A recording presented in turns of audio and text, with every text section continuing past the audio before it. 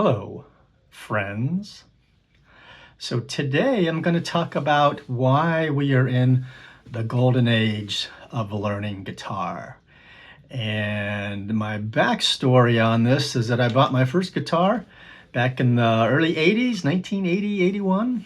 It was some crappy, no-name, acoustic, unplayable at any skill level. And I tried to learn by myself, couldn't afford lessons, and it was just a mess, right? And I would quit, I would pick it up again, try to learn, quit. I just thought I couldn't do it. I thought I was not capable of learning how to play. And if I were 18 today and doing that, I would know that that's simply not true. So want to talk about the reasons why today, if you are just now picking up the guitar at whatever age, this is the perfect time to do it. Number one is all the amazing lessons on the internet, right? So back in 1980, the internet didn't exist.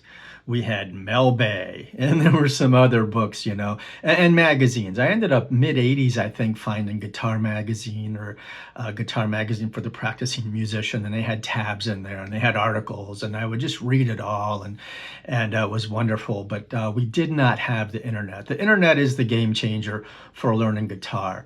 Now, I can hear you. You're saying, no, no, old man, you should get a teacher and learn with the teacher, and that's the right way. And I'm not saying that you shouldn't, but I'm saying that if you want to get a guitar, get a little practice amp, and learn Smoke on the Water, you can go to YouTube and see how to do it and get an easy beginner lesson on how to do it. And you can be playing Smoke on the Water pretty quickly, and you can sound like, you're making music. You couldn't do that in 1980. You had to. I had terrible ear. I never developed my ear, but you had to get a record and move the needle back and play it again and try to figure out what was going on. Or if you got the tabs, you had to try to work it out on the tabs, which were oftentimes not exactly correct. And you still had to hear the music to get the timing and all that. So the lessons available on the internet, just amazing, game changer. And number two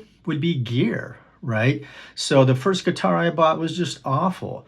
And they had good guitars back then, but I was a kid. I didn't have any money. I bought the cheapest thing thinking that, well, a guitar is a guitar. Maybe a more expensive guitar might sound better, but the fact of the matter is today the consistency of the low price guitars are amazing. You can go to Guitar Center and get a $300 Fender Squier that would have been, back in 1980, would have been about 80 bucks if you do reverse inflation. But today you spent 300 bucks for that guitar. It's playable and it doesn't sound bad, right? It doesn't sound bad at all. In 1980, if you were spending 80 bucks on a guitar, good luck, right? Good luck.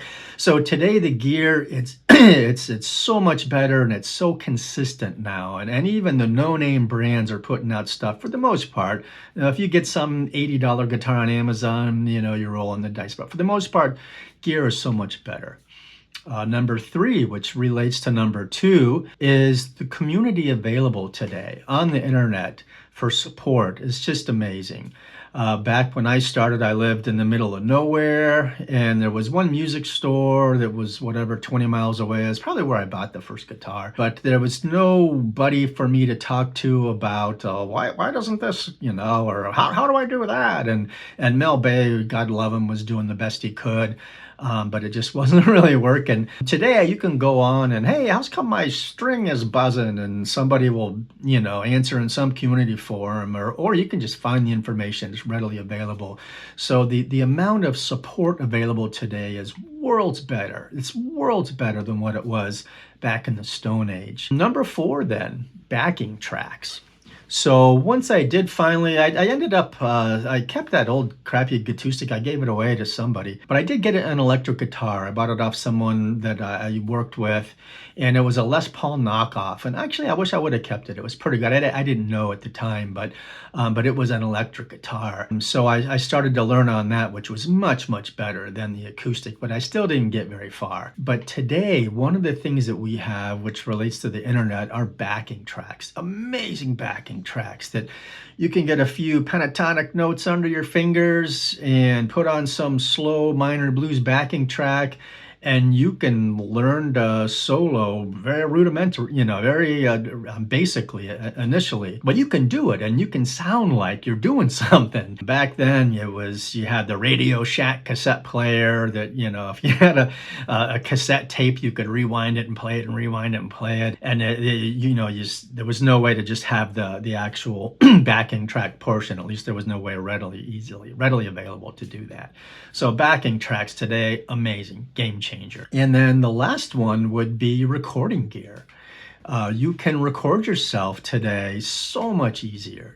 Without the Radio Shack cassette player, I would record myself and then go back and listen, and it was helpful to some degree. But today, with a small amount of money invested, you can get an interface. There's free software you download.